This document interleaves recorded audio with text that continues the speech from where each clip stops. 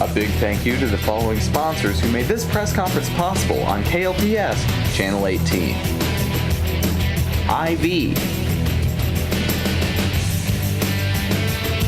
Jackson Hewitt Tax Service, Pony Express Bank, and The Landing.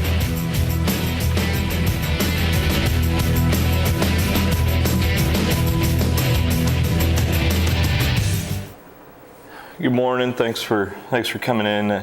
Chris McCabe, head men's basketball coach at Liberty North. It's a good time of year. It's a crazy time of year with the holidays, and then with for us for finals and everything that we got going on. Everybody's pretty busy right now, and we're extremely busy with our club. We play tonight at Grandview. We play tomorrow night in the Metro Sports Hy-Vee shootout, and then we play on Friday at home against Smithville. And then before we even get to break, we play on Tuesday, the last day we're in school. So we got 4 games here in the next week.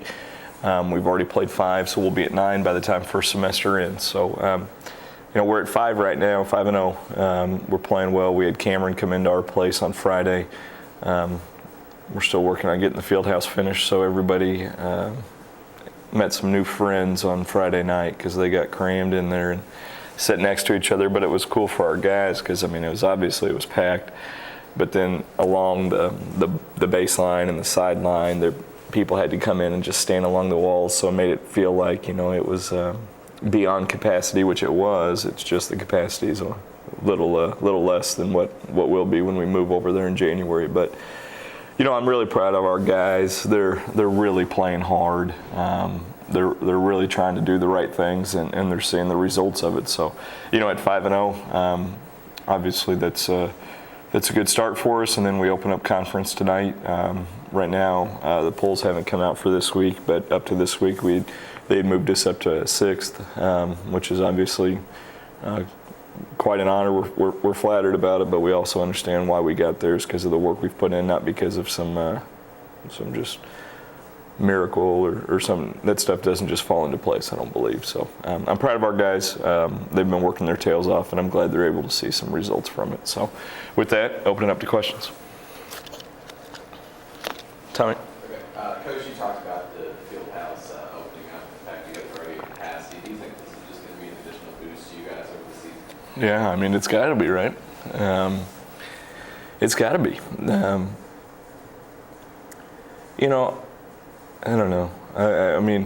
We're excited about our team. We're excited about, a lot of stuff we got going on. But to start the year the way that we did with some, I don't want to say adversity, but with some different circumstances than we anticipated, and then to start the way we did, to get ranked, to open up our field house, stuff's just kind of falling in line for people to be able to jump on board with it. And I think they like our guys. I think they like the way our guys play. And that's the best thing about it is, it's a good point, Tommy, about the field house and how much of a boost that's going to be, and then, the state ranking and all that. But I think the main thing is people like our guys. They respect the way they play. They're good guys. They represent our program well. So I think it's kind of a perfect storm to add up to it. So that first Friday night in January will certainly be fun, and it'll be packed, and people will be pretty excited about it, and they should be. You just were talking about how people like your guys, and that's the truth. Both you and Liberty have excellent, respected teams. Yeah. In the wake of what happened last week with Xavier, blow up on the court, Yeah. Do you preach a lot about attitude and behavior on the court to your team? That's a great question, because I was watching tape of our game on Saturday afternoon in my office at home, and I had on the Xavier Cincinnati game, and I got completely distracted and ended up watching that. And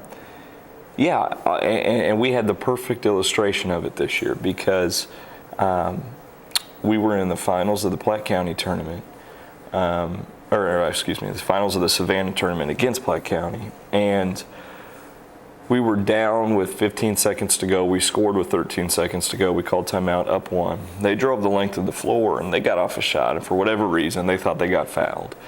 And we rebounded the ball with 0.7 to go. And their team just loses their cool. And they've got a guy that rips off his jersey and starts yelling at the ref. They've got some coaches yelling. Very uncharacteristic of those guys. But just,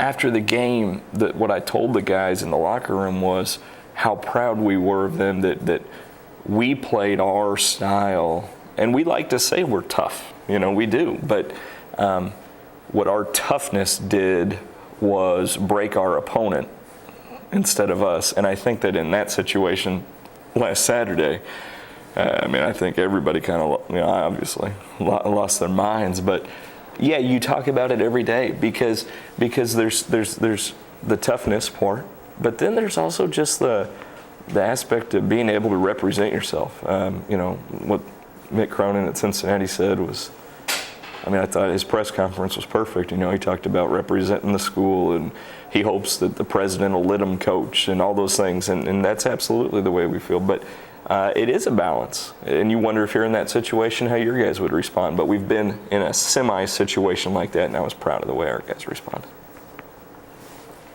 What is something you talk about at practice that gets your team motivated for the next game? Well, one of the things that we try to do is not worry about who we're playing and not worry about if it's a game or a practice. And I know that sounds silly and sounds like you can't really expect guys to do that, but we tell them that practice is the most important thing that day.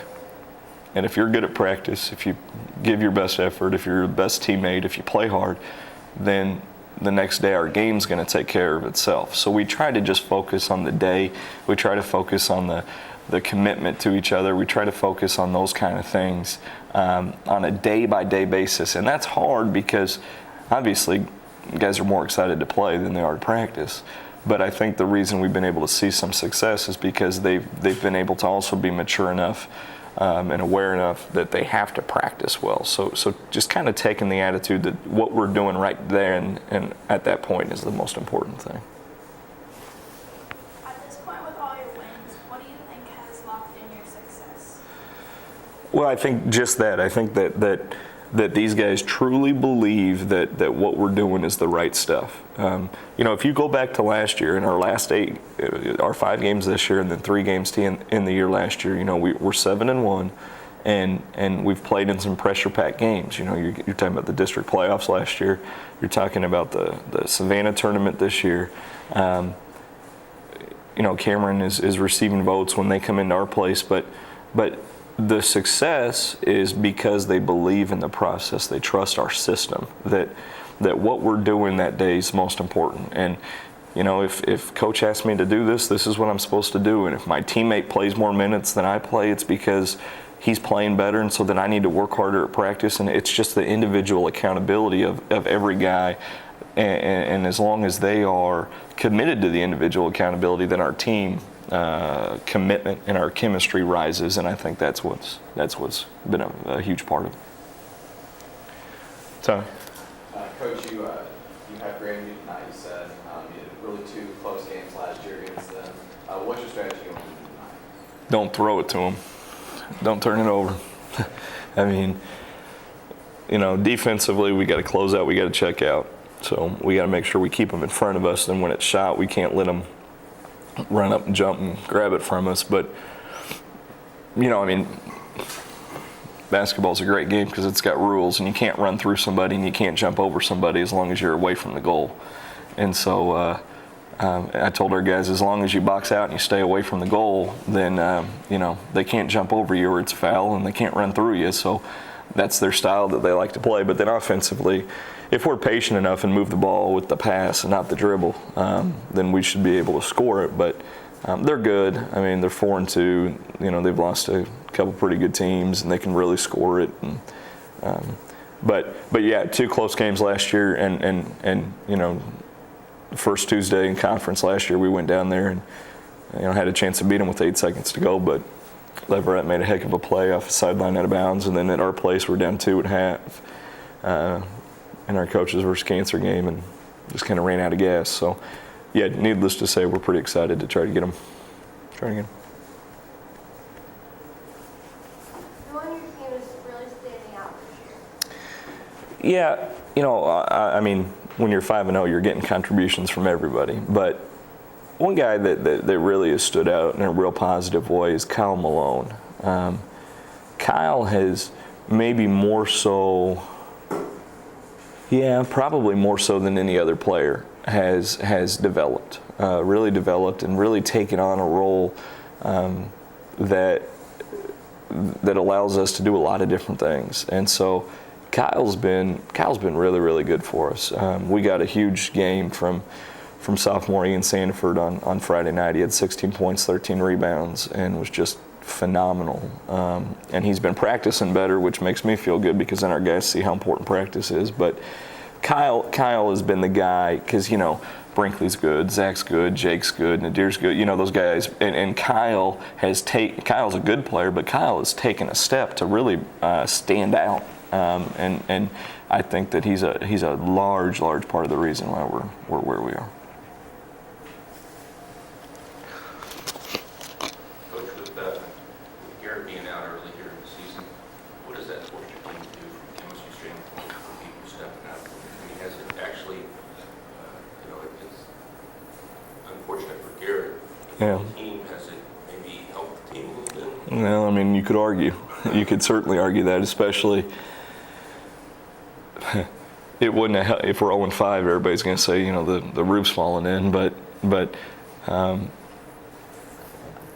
don't know. Maybe I'm stuck on this too much. But I think that what it does is it just further puts trust in the rest of the guys and the rest of the coaches that, listen, the system and the style and the sum of the whole is better than the sum of the parts. And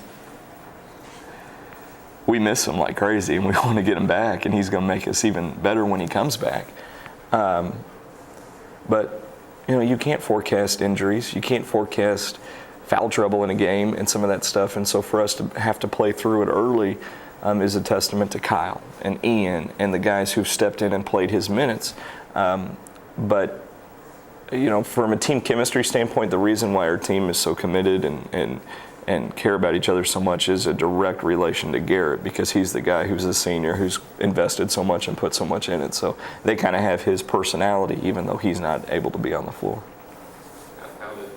One of the tough questions is when he does come back, how do you work him back into the system? Don't ask me that. I don't know. We've been talking about it because, see, the thing is we don't know when he's coming back. Right. And so I'm leaning very, very heavily on our trainers to the point where I just ask him every day, where's he at? When could I expect him? And that changes, and how much should I play him when he comes back? And should he, when he subs out of the game, should he sit down or should he be standing? Stuff that I have no idea about. So that's going to be a huge. We've got a rotation of 8-9 guys right now that we're pretty comfortable with. And Garrett understands that, but when you take an all-conference player, you probably want to put him back in the game. So, it's not like I'm going to sit him, but his role is going to be a gradual one. And simply from a health standpoint, too, it needs to be a gradual one. I can't just throw him back in. I don't feel like that's the right thing to do for him. Well, thanks for coming in. Busy week for us this week, and then obviously we've got finals, so just a crazy time, a lot of stuff going on. But it's good things. Being able to play basketball and being able to go to school. There's worse things in the world you could be doing. We tell our guys every day, nobody's got it better than you do, and we believe that. But appreciative of all the things you guys do. Good luck to you on your finals, and we'll see you guys soon. Thanks.